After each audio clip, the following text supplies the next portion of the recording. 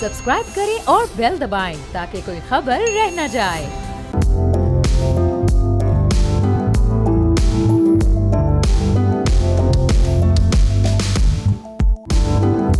अस्सलामुअलैकुम नाज़रीन, व्यापार के साथ मैं हूं मुदस्सर इकबाल। इस वक्त पाकिस्तान स्टॉक एक्सचेंज पर सबकी नज़रें लगी हुई हैं कि रोज़ाना की बुनियाद पर हम बेहतरी नज़र आ रही है और आज जुम्मे का रोज़ आखिरी दिन था इस वीक का और इस वीक में रिकॉर्ड तेज़ी देखने में आई है।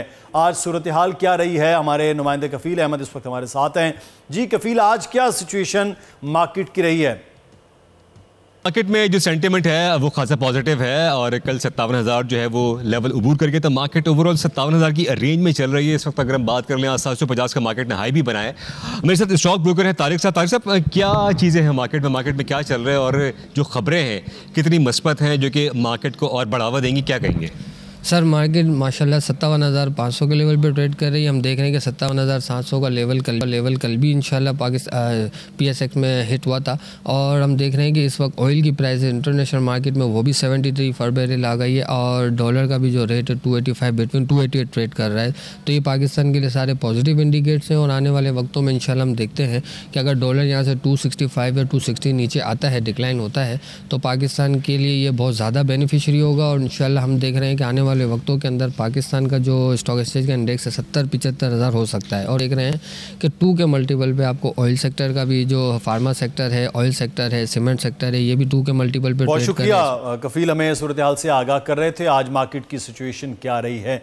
और नाज़रीन, इस वक्त जिस तरह मार्केट बुलंद है वहीं पर एक और मसला पाकिस्तान में है और वो है स्मॉग का, फ़ज़ाई आलूदगी का। तो फ़ज़ाई आलूदगी हमेशा पाकिस्तान का संगीन मसला रहा है। इस कदर आलूदा फ़ज़ा का एक बड़ा सबब गाड़ियों से खारिज होने वाला धुआं भी है। इस संगीन सूरत हाल के पेश नज़र डेवो एक्सप्रेस ने इनकलाबी कदम उठाने का फैसला कर लिया है।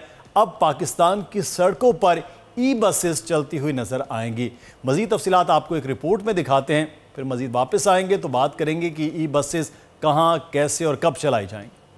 ये बहुत बड़ा एक मंसूबा है कि 200 इब्तदाई तौर पर इलेक्ट्रिक बसेस मुख्तलिफ शहरों के दरमियान चलाई जाएँ, लेकिन ये क्या सोच है, क्यों चलाई जा रही है, इस पर हम बात करेंगे। हमारे साथ इस वक्त मौजूद हैं शहरयार हसन साहब, जनरल मैनेजर हैं डेवो एक्सप्रेस के। बहुत शुक्रिया शहरयार साहब आपके वक्त का। महफूज और आपकी जो जदीद बस सर्विस है वो तो चल रही थी मुख्तलिफ शहरों में, सर्विस बहुत पुरानी, लेकिन ये जो बसेस चलाने का आइडिया ये क्यों आया है, किस वजह से ये बसेस चलाने का ख्याल है, मंसूबा है? अस्सलाम वालेकुम जी, thank you for taking me on the call. देखें जी, डेवो एक्सप्रेस पाकिस्तान में 25 साल से ज़्यादा अरसे से काम कर रही है और ट्रेडिशनली जिस तरह पाकिस्तान में बाकी ट्रांसपोर्ट सेक्टर है, डीज़ल की बसें इस्तेमाल होती हैं और हम काफ़ी अरसे से ये सोच रहे थे कि इस माहौलियाती आलूदगी जो पाकिस्तान में बढ़ती जा रही है इसका सद्देबाब कैसे हो सकता है। तो अब हमने इस पे ये प्लान बनाया है कि हम पहल करें इसमें और पाकिस्तान में ये जो डीज़ल या फॉसिल फ्यूल बेस्ड जो ट्रांसपोर्ट है इससे माइग्रेट करके ट्रांजिशन करें टू फुल इलेक्ट्रिक बसेस जो कि 100% कार्बन एमिशन फ्री होती हैं, टेल पाइप एमिशन ज़ीरो होती है। तो ये हम आगाज़ करेंगे तो बाकी भी मार्केट तब्दील होगी। सो हम एक स्टार्टिंग पॉइंट देना चाहते हैं पाकिस्तान के पब्लिक ट्रांसपोर्ट सेक्टर को, ताकि ये जो एक तो टेक्नोलॉजी की चेंज पाकिस्तान में आए, हम मार्केट लीडर होते हुए ये ट्रांजिशन जो है हम इसको लीड करना चाहते हैं। दूसरा फैक्टर ये है कि जी इतना ज़्यादा प्रॉब्लम हो गया है कि अब हमारे पास कोई चॉइस नहीं रही है कि हम एमिशन फ्री ट्रांसपोर्ट इंट्रोड्यूस करें। आपने देखा होगा लाहौर में अब हमें शहर बंद करना पड़ रहा है, इतनी ज़्यादा माहौलियाती आलूदगी हो रही है। तो अब हमारे पास ज़्यादा चॉइसेस रही नहीं हैं। अगर हम आज नहीं ये करेंगे तो ये तो हालात ख़राब से ख़राब तर होते जाएंगे। आबादी बढ़ रही है, उसी तरह से ट्रांसपोर्ट भी बढ़ रही है। तो हम ट्रांसपोर्ट सेक्टर में लीडर होते हुए हम अपना फ़र्ज़ समझते हैं कि इस चेंज को लीड करें। तो यही हम कर रहे हैं जी। तो कब तक इसका आगाज़ हो जाएगा? बारिश का पहला कतरा तो आप बन रहे हैं, लेकिन आगाज़ कब होगा इसका? जी ये जी हम इंशाल्लाह अगले साल गर्मियों के सीज़न में हम इसको इंट्रोड्यूस करेंगे जी। अच्छा। जो पहली बसेस हैं वो जो खेप है बसों की, वो अगले साल गर्मियों में इंशाल्लाह ताला पाकिस्तान की सड़कों पे आपको नज़र आएंगी और ये अगले 2 साल में 200 बसेस पाकिस्तान में हम लेकर आएंगे। और इसके अलावा और भी प्लान्स हैं जिस पर हम डिटेल में बात कर सकते हैं, लेकिन 200 बसेस अगले 2 सालों में पाकिस्तान की सड़कों पे हम लेकर आएंगे। अच्छा शहरयार साहब, इसमें एक क्वेश्चन ये है कि लाहौर आपका हेड ऑफिस भी मरकज़ भी है, तो लाहौर के इर्द गिर्द ज़्यादा ट्रांसपोर्टेशन भी चल रही होती है, हम डेवो देखते हैं, तो ये किस रूट्स पर चलाई जाएंगी, कहाँ चलेंगी? और ये तो चार्जिंग की बसों का तो मसला होता है कि ये ज़्यादा 200-250-300 से ज़्यादा नहीं किलोमीटर चल पाती, तो ये क्या फिर प्लान है, कहाँ चलाएंगे? जी देखें, अभी जो ट्रांसपोर्ट में इलेक्ट्रिक व्हीकल्स की जो टेक्नोलॉजी है, ख़ासतौर पे पब्लिक ट्रांसपोर्ट के हवाले से, वो अभी टेक्नोलॉजी इतनी आगे नहीं गई है कि लॉन्ग रूट पर भी ये बसें चल सकें। अच्छा। तो हमने ये प्लान किया है कि हम इसका इंतज़ार क्यों करें कि लंबे रूट वाली बसें टेक्नोलॉजी वहाँ तक पहुँचे। तो हमने ये किया कि हमारे बहुत सारे रूट्स जो हैं वो शॉर्ट रूट्स हैं, 200-225 किलोमीटर के अंदर। तो हम बिगिन कर रहे हैं फ्रॉम शॉर्ट रूट्स। मिसाल के तौर पे आप कराची में बैठे हुए हैं, तो कराची से हैदराबाद जो बसें चलेंगी वो सब इलेक्ट्रिक बसेज होंगी। अच्छा। इसी तरह लाहौर से फैसलाबाद, लाहौर से सियालकोट, पेशावर से रावलपिंडी, लाहौर से सरगोधा, ये जितनी भी शॉर्ट रूट्स हैं 200-225 किलोमीटर के अंदर, इन तमाम पर हम इलेक्ट्रिक बसेज लेके आएंगे। तो कुल 17 रूट्स ऐसे हैं मेजर सिटी से, लाहौर से, कराची से, पेशावर से, रावलपिंडी से, फैसलाबाद से, मुल्तान से, जहां पर ये इलेक्ट्रिक बसेस चलेंगी। तो हम ये बारिश का पहला कतरा के तौर पे ये चीज़ कंट्रीब्यूट करना चाहते हैं। बिल्कुल, ये अगर आप बारिश का पहला कतरा हो रहे हैं तो बाकी कंपनीज भी आगे बढ़कर किश्ते वीरां सैराब हो सकती है। लेकिन एक चीज़ मैं यहाँ पर, एक बड़ा इम्पॉर्टेंट मामला है, वो है आपके अपने पर भी और पाकिस्तान में सबसे बड़ी इम्पोर्ट जो है वो शहरयार साहब, वो है फ्यूल का। और पाकिस्तान का अपना जो ज़र मुबादला है बहुत ज़्यादा उस पर खर्च होता है, तो इस पे तो फिर किसी किस्म की फ्यूल और इन चीज़ों के मामलात नहीं होंगे। इसका मतलब है यहाँ पाकिस्तान को बहुत ज़्यादा भी फ़ायदा हो सकता है हुकूमती सतह पर भी ओवरऑल। आपने बहुत ही एक इम्पॉर्टेंट पॉइंट को छेड़ा है कि फ्यूल इंपोर्ट बिल जो है पाकिस्तान पर एक बहुत बड़ा बोझ है। और इलेक्ट्रिक बसेस को इंट्रोड्यूस करने से इसके अंदर एक, अगर हमें देखकर और भी लोग इस काम में इलेक्ट्रिक बसेस लेकर आते हैं और इलेक्ट्रिक दूसरी ट्रांसपोर्ट भी लेकर आते हैं, तो उससे जो हमारा फ्यूल का इंपोर्ट बिल है उसमें नुमायां कमी आएगी। और इसमें क्योंकि कोई फ्यूल नहीं पड़ता, ना सिर्फ ये कि फ्यूल नहीं पड़ता, कोई लुब्रिकेंट्स भी नहीं पड़ते, जो इंजन ऑयल डालना पड़ता है या कोई इस तरह की चीज़ें भी नहीं पड़ती हैं। उसके स्पेयर पार्ट्स की इंपोर्ट बहुत ज़्यादा की जाती है इसमें, क्योंकि इंजन ही नहीं है तो स्पेयर पार्ट्स भी नहीं है। सो अगर ये मार्केट इस तरह से इलेक्ट्रिक बसेस की ग्रो करती है और इलेक्ट्रिक व्हीकल्स की ग्रो करती है, तो इससे आपके जो इंपोर्ट बिल में ना सिर्फ ये कि फ्यूल से बल्कि और चीज़ों में भी नुमायां कमी आएगी। तो फॉरेन एक्सचेंज पे लोड आपका रिड्यूस हो जाएगा। सही। तो लेकिन महफूज कितनी है ये बस, ख़ास तौर पर फिर हम अब पाकिस्तान में बड़ा एक रिवाज है वो तेज़ बसेस का जी, 110 पर मोटरवे पे, हाईवेज़ पर 100 पे चल रही होती हैं। तो ये तो नहीं है कि आहिस्ता आहिस्ता लाहौर से सियालकोट निकलें तो शहरयार साहब 3 घंटों में पहुंचे, 4 घंटों में। अरे नहीं, ऐसी बात हरगिज़ नहीं है। देखें, एक तो बात यह है कि तेज़ी तो वैसे ही सही नहीं है। बिल्कुल। क्योंकि आपने देखा होगा कि आज से अगर 20 साल पहले आप मोटरवेज पे देखें तो बहुत कम गाड़ियां होती थी। अब तो मोटरवेज के ऊपर भी, हाईवेज पे भी इतनी गाड़ियां हैं कि तेज़ चलाना वैसे ही बहुत ही जानलेवा साबित होता है। आपने देखा ही होगा, ये सोशल मीडिया पे शेयर होते रहते हैं। तो इसकी स्पीड जो है कोई ऐसी नहीं है कि जिसकी इतनी कम हो कि जी बहुत लाहौर से सियालकोट में आपको 3 घंटे लग जाए। हाँ, थोड़ा बहुत फ़र्क ज़रूर आएगा क्योंकि डीजल की बस 110 की स्पीड लिमिट बड़ी आसानी से जाती है। इसको हम 110 पे नहीं चलाएंगे, हम इसको 100 किलोमीटर पे चलाएंगे। तो कोई ऐसा फ़र्क नहीं आएगा। लेकिन आप ये देखिए कि ये जो थोड़ी सी स्पीड अगर कम भी होगी, इससे जो पैसेंजर कंफर्ट है, क्योंकि देखें इंजन की एक आवाज़ होती है और इंजन की एक वाइब्रेशन होती है। तो जब आप इलेक्ट्रिक बस में सफ़र करेंगे, और जो लोग इंशाल्लाह इसमें सफ़र करेंगे उनको अंदाज़ा होगा कि वो वाइब्रेशन और वो नॉइज़ जो है वो नहीं होगी, तो बड़ा कंफर्टेबल जर्नी होगा। और दूसरी चीज़ आपने देखा होगा कि डीजल के इंजन की आवाज़ भी होती है काफ़ी, तो जो आउटसाइड एटमॉस्फेयर में, एनवायरनमेंट के अंदर नॉइज़ पोल्यूशन को भी कंट्रीब्यूट करती है।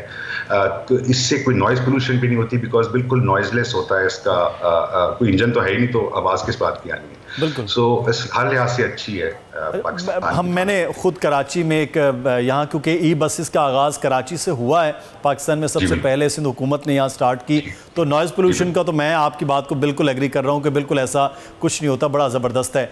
आपकी इंटरसिटी दोनों सर्विसेज चल रही होती हैं, लाहौर में भी हमने देखा, तो ये इंटरसिटी हर जगह पर बसेस को आप फिर चेंज करने जा रहे हैं आगे? जी देखिए, इंटरसिटी तो क्योंकि हम खुद ऑपरेट करते हैं तो इसलिए हमारी अपनी चीज़ें, हम उसको तब्दीली जिस वक्त चाहें कर लें। फ़र्क ये होता है कि इंट्रासिटी यानी कि जो अर्बन ट्रांसपोर्ट, लोकल ट्रांसपोर्ट होती है, उसमें जितने भी प्रोजेक्ट्स हैं बसेस के, वो गवर्नमेंट के हैं। तो हम तो गवर्नमेंट के साथ इंगेज्ड हैं, प्रोविंशियल गवर्नमेंट्स के साथ भी, फेडरल गवर्नमेंट के साथ भी, कि जहाँ जहाँ पर भी इलेक्ट्रिक बसेस लाई जा सकती हैं, प्रोजेक्ट किए जा सकते हैं, वहाँ पे करें। और हमने इस सिलसिले में तमाम सूबाई हुकूमतों को और फेडरल गवर्नमेंट को भी लिखा है, हम प्रोजेक्ट करना चाहते हैं, गवर्नमेंट हमें इसमें सपोर्ट करे, सिर्फ हमें नहीं सबको सपोर्ट करे इलेक्ट्रिक बसेस के लिए, क्योंकि ये एनवायरनमेंट का प्रॉब्लम बहुत सीवियर हो चुका है। और मतलब Pakistan is one of the most polluted countries in the world and you know we need to do something about it. तो हम लोग तो चाहेंगे जी कि शहरों में भी बसें चलें।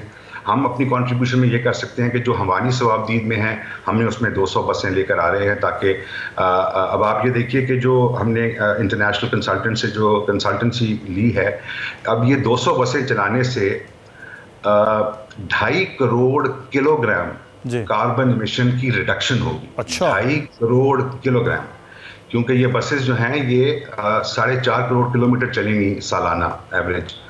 तो इससे 2.5 करोड़ किलोग्राम यानी कि 25,000 टन कार्बन एमिशन सेविंग होगी। तो ये सिग्निफिकेंट है। तो इस तरह और भी लोग करेंगे तो ये और ज़्यादा कार्बन एमिशन कम होगी और माहौल बेहतर होगा। ये तो बहुत बेहतर और बड़ा ज़बरदस्त किस्म का इकदाम है। और इस वक्त सबसे दुनिया का बड़ा इशू जो है वो भी एनवायरनमेंट का है, और आप डेवो बस ने अगर आगाज़ किया है तो इसमें अब अगले साल हम इंतज़ार करते हैं कि किस तरह से ये आगे चलें और पाकिस्तान की सड़कों पर दौड़ती नज़र आए। बहुत शुक्रिया। शहरयार हसन साहब हमारे साथ मौजूद थे, जनरल मैनेजर डेवो एक्सप्रेस। और नाज़रीन, ये ज़बरदस्त इक़दाम की जानिब तो बढ़ा जा रहा है, लेकिन एक और मामला बड़ा अहम है और इस वक्त है वो पाकिस्तान में IMF के साथ मुआहदे के हवाले से जो चीज़ें हैं वो भी बेहतरी की जानिब बढ़ी है। और ब्रीफिंग देते हुए निगरान वफाकी वज़ीर ख़जाना डॉक्टर शमशाद अख्तर ने कहा कि गर्दिशी कर्जे में इजाफा रोकने के लिए गैस की कीमतें फिर से बढ़ाना होंगी। तो अब गैस की कीमतें भी बढ़ेंगी अगले आने वाले वक्त में, लेकिन साथ ही साथ उन्होंने कहा कि रियल स्टेट जो उस पर और साथ ही साथ रिटेलर्स पर टैक्स लगाने के हवाले से कोई फैसला नहीं हुआ। हम बात करेंगे, हमारे साथ इस वक्त मौजूद हैं माहिर मुआशियात डॉक्टर आबिद सुलहरी साहब। बहुत शुक्रिया डॉक्टर साहब आपके वक्त का। डॉक्टर साहब, गैस की कीमतें बढ़ेंगी और जो गर्दिशी कर्जे हमने पावर सेक्टर में देखे उनको कम करने का मामला है, लेकिन पैरेलल जो सेक्टर्स हैं जिन पर टैक्स नहीं लगाया गया है और जो टैक्स के बारे में अभी फैसला भी नहीं हो रहा, इस पर आप क्या कहेंगे? टैक्सेस का हजम बढ़ाने के लिए तो बेहतर ये है कि बाकी सेक्टर्स भी लाए जाते। जी, मेरा ख्याल है कि ये टैक्सेशन का फैसला होगा, लेकिन ये सुबहों की कंसल्टेशन के बाद होगा। सही। इत्तेफाक से ये रियल एस्टेट और ये रिटेलर, ये दोनों जो हैं ये सब्जेक्ट हैं, प्रोविंशियल सब्जेक्ट्स हैं। तो जाहिर है कि फेडरल गवर्नमेंट डायरेक्टली उन पर टैक्स इम्पोज नहीं कर सकती। 2 दफ़ा पहले आपने देखा बजट में ये चीज़ें आई, लेकिन ये कोर्ट से स्टे हो गया और इसको इम्प्लीमेंट नहीं किया जा सका। तो डॉक्टर साहब, ये गर्दिशी कर्जे के हवाले से कहते हैं कि दोबारा से कीमतें बढ़ाएंगे। अगर गैस की कीमतें इसी तरह से बढ़ेंगी तो फिर इंडस्ट्री के हवाले से तो खासी मुश्किलात बढ़ जाएंगी। ये डिपेंड करता है कि आपके आलमी मंडी में क्रूड की कीमतें कैसी रहती हैं। अगर तो खुदा न खास्ता ये मिडिल ईस्ट में जो इस वक्त गजा का क्राइसिस है ये एग्रीवेट होता है और उसका कोई सप्लाई चेन पे असर आता है, तो जाहिर है कि महंगी गैस और महंगा क्रूड मिल रहा होगा, कीमतें लामहला पाकिस्तान में बढ़ाना पड़ेंगी। अगर जो है ये कंट्रोल में रहती हैं कीमतें, जैसे कि आजकल चल रहा है तकरीबन $80-82 पर बैरल पे क्रूड, तो उस सूरत में ज़रूरी नहीं कि हुकूमत को कीमतें बढ़ाना पड़े, लेकिन इसमें ये जो इंटरनेशनल मार्केट प्राइसेस हैं इनका बहुत अमल दखल होगा और ये देखना होगा आने वाले टाइम में कि वो किस तरीके से अनफोल्ड होती हैं एनर्जी प्राइसेस। ठीक। अच्छा डॉक्टर साहब, एक और जो चीज़ है, इस वक्त 70 करोड़ के हवाले से जो चीज़ें हैं, मुआहदा तय हो गया, आगे किस्त भी अगले आने वाले वक्त में मिल जाएगी, लेकिन ये जो मुआहदा हो गया है इसके बाद जो फ्रेंड कंट्रीज़ हैं उनके हवाले से फिर बाकी जितने भी मल्टीलेटरल इदारे हैं जिनसे पैसों की उम्मीद होती है, हमें एशियन डेवलपमेंट है, वर्ल्ड बैंक है, बाकी है, तो वहाँ से अब चीज़ें आसान हो जाएंगी, कदरे मिलना काफ़ी हद तक बेहतरी आ जाएगी। एक तो पाकिस्तान चूँकि IMF के अम्ब्रेला में होगा, पाकिस्तान से एक्सपेक्ट किया जा रहा होगा कि यहाँ पे एक मुआशी जो है प्रूडेंस वो पाकिस्तान में होगी। और दूसरा, जब आप IMF प्रोग्राम में जाते हैं तो आप की क्रेडिट रेटिंग बेहतर हो जाती है, और क्रेडिट रेटिंग बेहतर होने से भी आपके पास बायलैटरल और बाकी जो सोर्सेज ऑफ फंडिंग है उनमें कदर फ्लो बेहतर होता है। और ये जो IMF में जाने की शर्त थी, ये तो पूरा साल हम इसको देख चुके हैं कि इवन दोस्त ममालिक भी अब अपनी फंड्स रोल ओवर करने से पहले ये शर्त रखते हैं कि पाकिस्तान को IMF प्रोग्राम में होना चाहिए। अच्छा डॉक्टर साहब, ये भी बात की शमशाद अख्तर साहबा ने भी की कि अगले आने वाले वक्त में महंगाई में कमी होगी। जो इस वक्त सिचुएशन है, महंगाई में कमी किस तरह से हो सकती है, उसका थोड़ा सा क्लियर कीजिएगा। महंगाई में कमी जो है वो, अगर आपका रुपया मुस्तहकम होता है तो महंगाई में फर्क आएगा, क्योंकि IMF के प्रोग्राम के नतीजे में जो आपको डॉलर्स मिल रहे होंगे या जो बाकी डॉलर इनफ्लो है वो रुपये को स्टेबल करेगा। और अगर रुपया स्टेबल रहता है तो जो इम्पोर्ट्स हैं सारी, वो जाहिर है कि आपकी करेंसी उसमें स्ट्रेंथ होती है और आपको इम्पोर्ट्स जो हैं वो कंपैरेटिवली सस्ती मिल रही होती हैं, और ये वो एक इनडायरेक्ट बेनिफिट होगा जो कि पाकिस्तान कंज्यूमर को किया जा रहा होगा।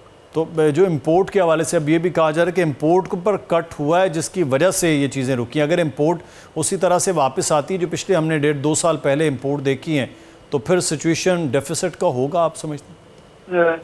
थोड़ा सा फर्क तो पड़ेगा रुपए पे, लेकिन अगर उसके साथ साथ जो डॉलर की होल्डिंग, स्मगलिंग और जो डॉलर का मिसयूज जो हो रहा था, पैनिक बाइंग, अगर वो इसी तरीके से कंट्रोल रहती है जैसे कि आजकल है, तो फिर बहुत ज़्यादा फर्क भी पड़ना चाहिए। चूँकि एक तरफ आपके पास इनफ्लो बढ़ रहा होगा वर्ल्ड बैंक से, IMF से, एशियन इंफ्रास्ट्रक्चर डेवलपमेंट बैंक से, और दूसरी तरफ इम्पोर्ट अगर खोली जाती है तो जो आपकी जायज़ डिमांड्स हैं, इस सिर्फ इम्पोर्ट की रिक्वायरमेंट, वो तो मीट हो सकती है, लेकिन जब वो पैनिक बाइंग या ज़ख़ीरा अंदोज़ी का सिलसिला बन जाता है डॉलर का, तो उसके लिए जाहिर है कि वो इनफ्लो काफ़ी नहीं है डॉलर्स का, तो उसको संभालना होगा। सही। तो डॉक्टर साहब, ये जो बात हो रही है कि एक्सटर्नल जो फाइनेंशियल गैप है उसको भी फिल करने के लिए बाकी ममालिक जो है वो साथ देंगे, तो वो अगले आने वाले वक्त में वो देख रहे हैं कि आप ये चीज़ें हो जाएं? इंशाल्लाह इलेक्शंस के बाद जाहिर है कि यहाँ पे एक परमानेंट गवर्नमेंट होगी, और जो आपके दोस्त ममालिक हैं, एक तो IMF का फैक्टर, दूसरा इलेक्शंस का फैक्टर, तो उसकी वजह से तमाशसाजी काफ़ी बेहतर हो चुकी होगी, और जो एक्सटर्नल फाइनेंसिंग है वो इतनी मुश्किल नहीं रहेगी। सही, बहुत शुक्रिया डॉक्टर आबिद सुलहरी साहब। और अगले आने वाले वक्त में अब सारे का सारा दारोमदार और नज़रें जो हैं वो इस बात पे हैं कि एक तरफ में केयर टेकर गवर्नमेंट ने बड़ा बेहतर तौर पर चीज़ों को, मामलात को हल कर लिया और अहदाफ भी हासिल कर लिए हैं जो महासिल के हैं, लेकिन उसके बाद अब अगले आने वाली जो गवर्नमेंट होगी इलेक्शन के बाद, उसके बाद सिचुएशन बेहतर होगी, पॉलिसीज़ देर पा होंगी, तो पाकिस्तान में सूरत हाल इकनॉमिकली वो बेहतर हो सकती है। हमें यहाँ पर एक ब्रेक लेना है, ब्रेक के बाद वापस आएंगे तो बात करेंगे कि पाकिस्तान में गाड़ियों की जो फ़रोख्त है उसमें ख़ासी कमी नज़र आई है, वजूहात क्या हैं, ब्रेक के बाद बात होगी।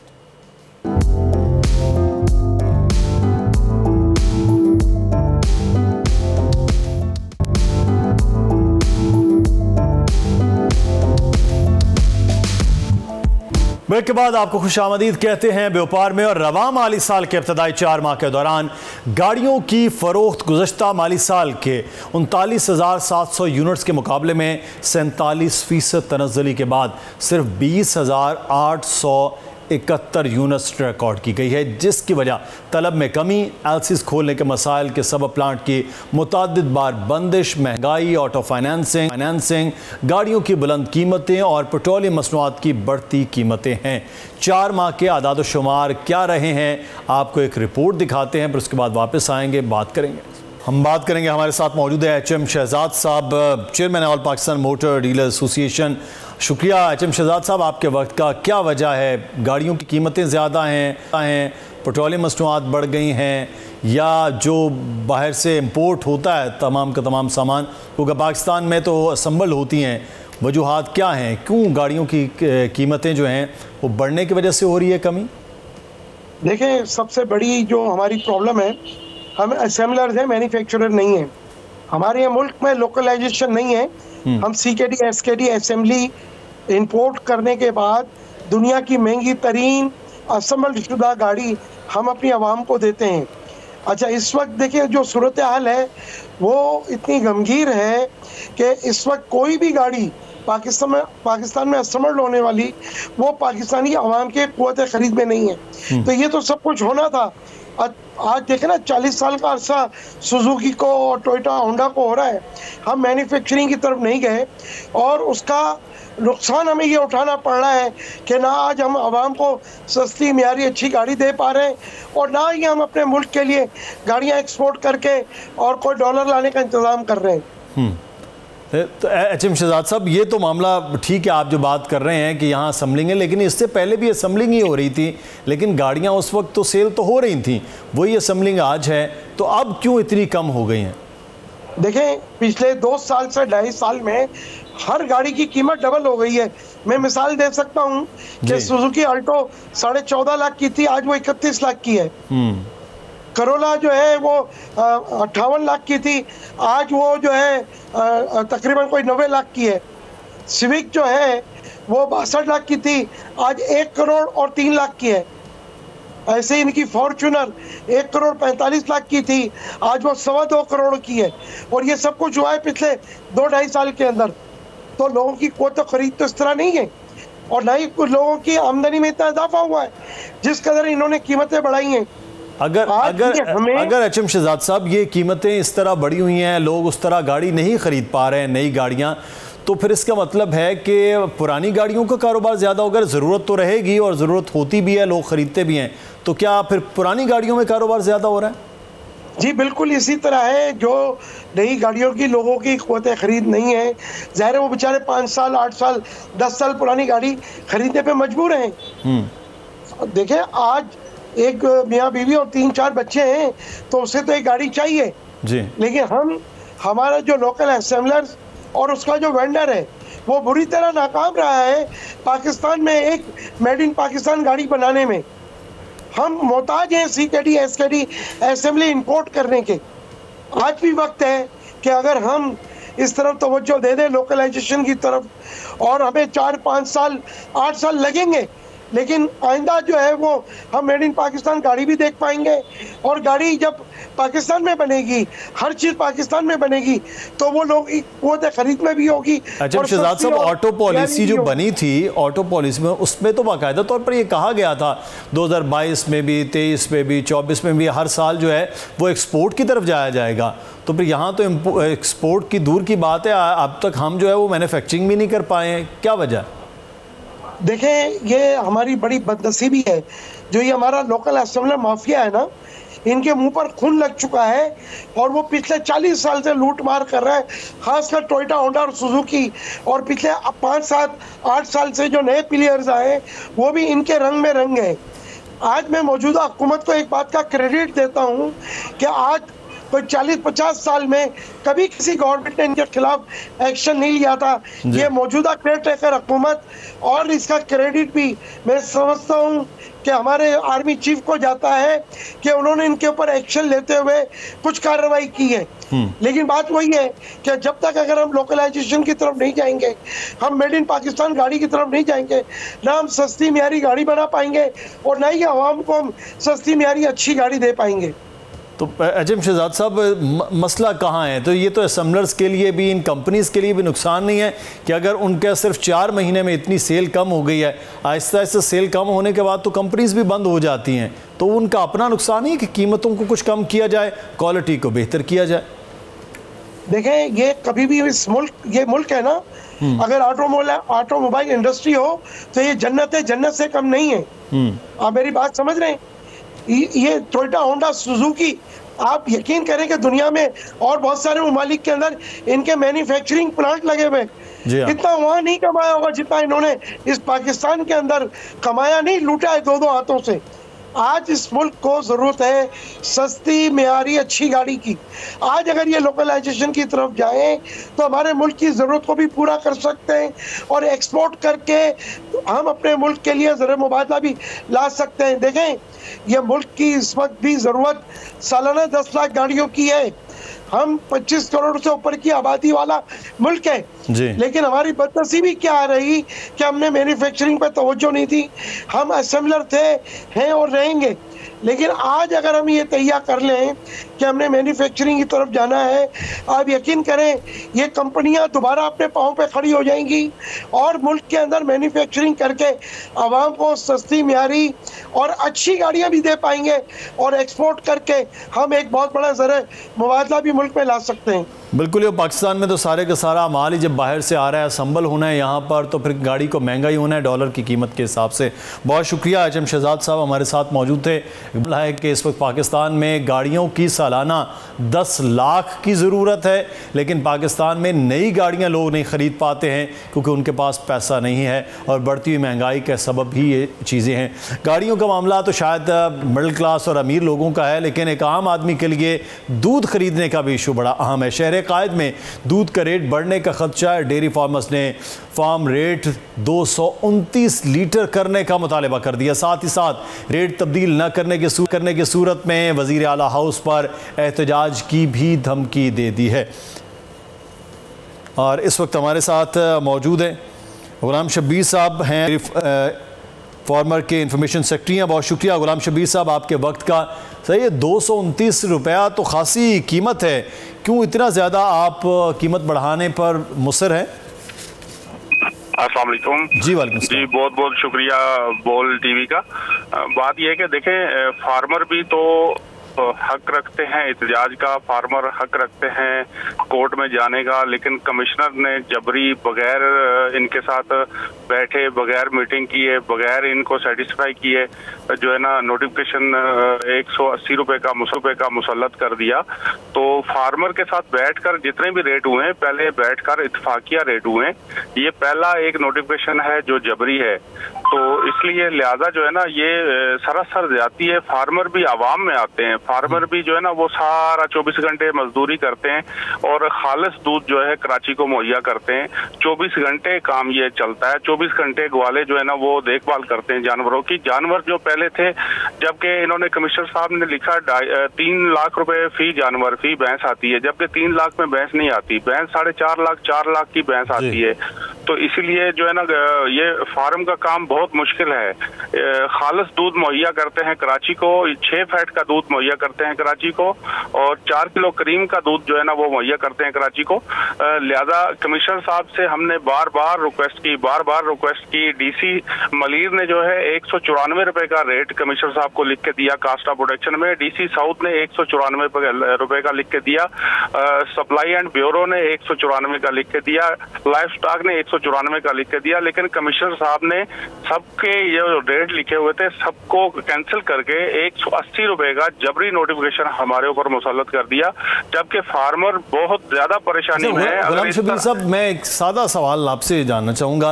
अगर हम सिंध के बाकी कुछ अजला में अंदरून सिंध चले जाते हैं, पंजाब में इतनी कीमत नहीं होती, कराची में दूध की कीमत इतनी ज़्यादा क्यों है? बिल्कुल, मैं आपकी बात इसी पे आता हूँ कि हैदराबाद आप चले जाए, हैदराबाद 180 रुपए, 180 नहीं है, 190 रुपए है फार्मर का, जबकि हमारा 180 है, हमारा 10 रुपए माइनस है। हैदराबाद में आप चले जाए, हैदराबाद का नोटिफिकेशन उठा के देख लें, 190 रुपए है, हमारा 10 रुपए कम कर दिया, क्योंकि कराची में ट्रांसपोर्टेशन के खर्चे आते हैं। कराची में हरा ग्रीन चारा नहीं है और वो चारा वहां से अंदरूने सिंध से आता है, अंदरूने पंजाब से आते हैं जानवर आते हैं, भूसा वगैरह जो है वो सिंध से आता है, वो कराची में जो है ना नहीं पैदा होता। इसलिए यहाँ का जो रेट है वो 20 रुपए 30 रुपए का फर्क होता था पहले, और अभी जो है ना वो उल्टा 10 रुपए कम हो गया। ये सरासर फार्मर के साथ बहुत बड़ी ज्यादती है। अगर ये फार्मर के साथ 229 के मामलात आप कह रहे हैं होने चाहिए, तो फिर जब दुकान पे पहुंचेगा तो फिर तो ये 250 रुपए लीटर हो जाएगा दूध, इसका मतलब? नहीं सर, हम कोशिश हमारे साथ हमारे साथ कमिश्नर साहब बैठ के जो है वो टेबल टॉक करते, हम उस पर मुशावरत करते। हम नहीं चाहते कि आवाम को हम दूध महंगा मुहैया करें, हम चाहते हैं कि सस्ते से सस्ता अच्छे से अच्छा दूध जो है आवाम तक पहुंचे। हमारा हमें मौका ही नहीं दिया कमिश्नर साहब ने। कमिश्नर साहब ने मीटिंग की 2-4 दफा हमारे लोगों के साथ, और मीटिंग करके उसके बाद साइन नहीं लिए, खुद ही नोटिफिकेशन जो है ना वो इशू कर दिया। ये सरासर बहुत बड़ी ज्यादती है फार्मर के साथ। इसी तरह रहा तो फार्मर मार्च अप्रैल में जैसे तेजी आती है, दूध लस्सी और जो है ना कुल्फी वगैरह चलती है, तो गर्मियों में जो है ना मिकदार दूध जो है ना प्रोडक्शन कम हो जाती है और दूध जो है ना सेल ज्यादा होता है, आवाम को ज्यादा चाहिए होता है, तो फिर तो फार्मर दिवालिया हो जाएंगे। फार्मर पहले ही आधी भैंसों की खाली पड़ी हुई है। नहीं तो अभी फिर क्या आप लोगों ने क्या प्लान किया है कि अगर ये मामलात नहीं होते, उन्होंने तो 180 का नोटिफिकेशन कर दिया, अब आप लोगों का क्या प्लान है एसोसिएशन का? जी हमारा प्लान है, बिल्कुल है। हमने हाई कोर्ट में पिटीशन की हुई है और वो नोटिफिकेशन काल अदम कराने के लिए, और हमारी ओपन मंडी थी उसको इन्होंने जो है ना फिक्स कर दिया 7050 पे। वो अल्लाह के शुक्र से आज हाई कोर्ट में ऑर्डर हो गया है। ओपन मंडी का अख्तियारात नहीं रखते डीसी और कमिश्नर साहब उसको फिक्स करने का। Open Mandi demand and supply पर होती है और उसका आज हाई कोर्ट ने ऑर्डर कर दिया है। सही। तो अभी जो एक तो गिला आपसे ये रहता है कि कराची शहर में रहते हुए दूध भी सबसे ज़्यादा महंगा है, और दूसरा दार साहब ये है कि दूध खालिस भी नहीं होता है। तो ये दूध के खालिस ना होने की जिम्मेदारी आपकी है या दुकानदार की है? सर अल्हम्दुलिल्लाह जो डीएफए जो जितने भी फार्मर हैं वो भाई सब खालिस दूध देते हैं। 6 फैट का दूध देते हैं और 4 किलो 4.25 किलो क्रीम का देते हैं। अगर आप मेरी बातों को आगे बढ़ाते हुए सब दोस्तों को, मीडिया वाले को मैं दावत देता हूँ, किसी भी फार्म पे, हमारे फार्म बैसलूनी के किसी फार्म पे भी चले जाएं, हम साथ खड़े होकर दूध जो है ना वो टेस्ट करवाएंगे। इंशाल्लाह अच्छे से अच्छा दूध होगा। ना पानी होता है उसमें, ना केमिकल होता है, ना इंजेक्शन होते हैं, कुछ भी नहीं होता। खालिस दूध हम मुहैया करते हैं पूरे कराची को। तो सर इसका मतलब है कभी भी चेक किया जा सकता है आपका ये दावा? कभी भी मोस्ट वेलकम। सबसे पहले मेरे फार्म पर आए, मैं आपको दावत देता हूँ ऑन दी कैमरा, आप जो है ना मेरे फार्म का दूध चेक करें, मेरे और दोस्तों के फार्म है वहाँ दूध चेक करें। बिल्कुल, बहुत शुक्रिया।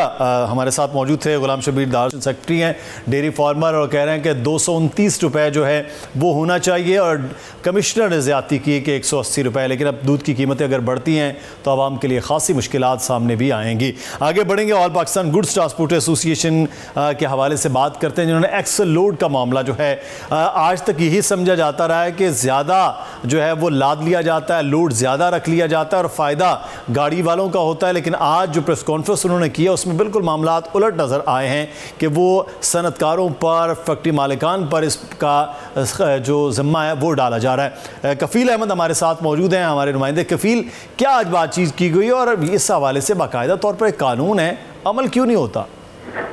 देखिए, इस्लामाबाद हाई कोर्ट ने आज जो बाकायदा प्रेस कॉन्फ्रेंस की उसमें उन्होंने कहना ये है कि इस्लामाबाद हाई कोर्ट ने ये बाकायदा 15 तारीख को जो है वो फैसला दिया और इस कानून पर जो है वो अमल दरामद कराया जाए। मैं आपको बताऊं कि अब से तकरीबन कोई 3 साल कबल भी जो है ये कानून जो है वो बनाया गया था और इस पर जो है वो अमल दरामद नहीं हो सका था। तमाम इस मरतबा उन्होंने कहा है कि इस पर जो है वो कानून पर अमल दरामद होना चाहिए। होता कुछ यूँ है कि जो 58 टन जो कि ऑफिशियली अनाउंस करदा और तय करदा जो है वो लोड है, जो कि एक ट्रॉलर पर यहाँ से इस्लामाबाद, लाहौर, ये कहीं भी जाता है, उस पर होना चाहिए। तमाम उससे ज़्यादा जो है वो माल लोड किया जाता है अपने, जिसके बाद एक्सेल जो है वो टूट जाते हैं। जो इनका क्लेम है तमाम ट्रांसपोर्टर्स का कि वो टूट जाते हैं, गाड़ियाँ खराब होती हैं और ट्रैफिक हादसा होते हैं, और इससे इनका कहना है कि तकरीबन 4 अरब डॉलर जो है कि सालाना इसका नुकसान हो रहा है मईशत को। तो इनका कहना है कि इस पर जो है अमल दरामद कराया जाए। और इन्होंने वज़ीर आज़म पाकिस्तान और इसके अलावा आर्मी चीफ साहब को जो भी जो है शुक्रगुजार है कि इस कानून की अमल दरामद के लिए जो है फौरी तौर पर जो है वो कहा गया है। तो हम अब देख रहे हैं कि किस हद तक इन्होंने जो एक इल्ज़ाम आयद किया है कि कुछ सनतकार जो है वो, इसमें सीमेंट सेक्टर है और दीगर लोग हैं, वो इस कानून के निफाज के अमल में जो है वो रुकावट बन रहे हैं। तो इन्होंने जो है वो कहा है कि बाकायदा इस पर जो है वो अमल दरामद होगा तो इससे मईशत को और इकानमी बढ़ेगी। तो हम अब देख रहे हैं कि इससे अमल दरामद कैसे होता है। इसलिए पीटीआई गवर्नमेंट के अंदर भी ये कानून जो है वो लाया गया था, उनकी जब आगाज हुआ था गवर्नमेंट का, तो हम इस पर अमल दरामद नहीं हुआ था। अमल दरामद नहीं हुआ। कफील साथ रहिएगा, हम बात करते हैं इस वक्त एडवोकेट मोहम्मद सेक्रेटरी हैं all Pakistan goods transporter owners association. बहुत शुक्रिया उवैस साहब आपके वक्त का।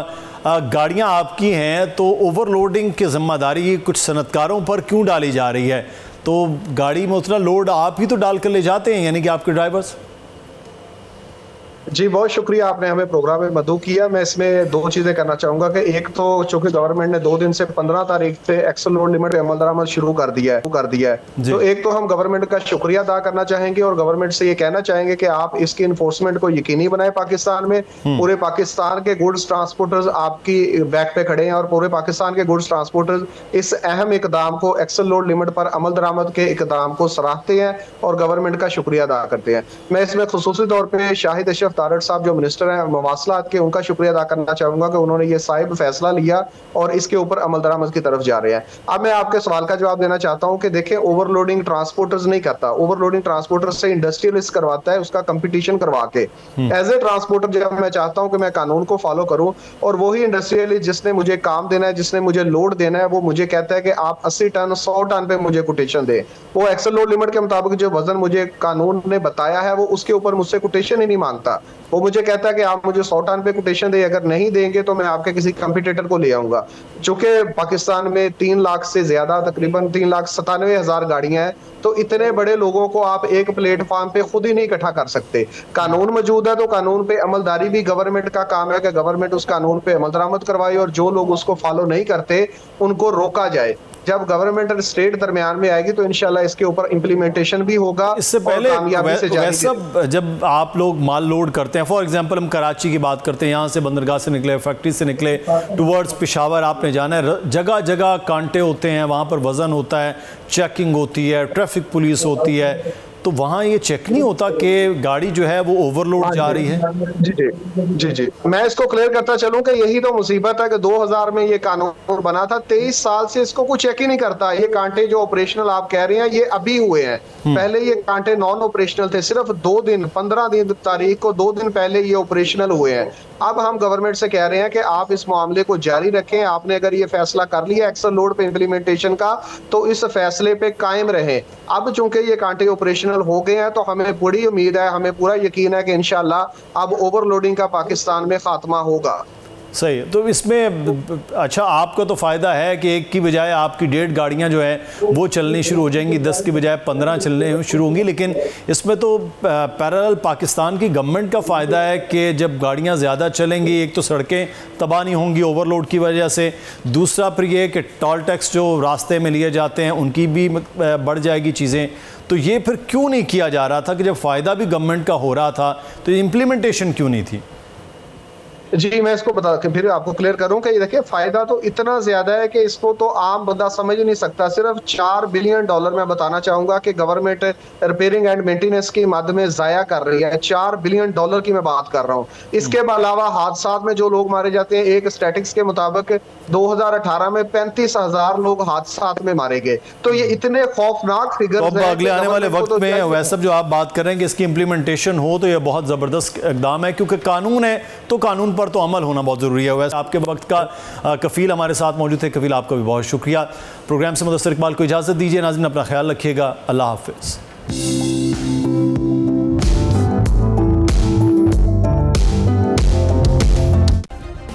सब्सक्राइब करें और बेल दबाएं ताकि कोई खबर रह न जाए।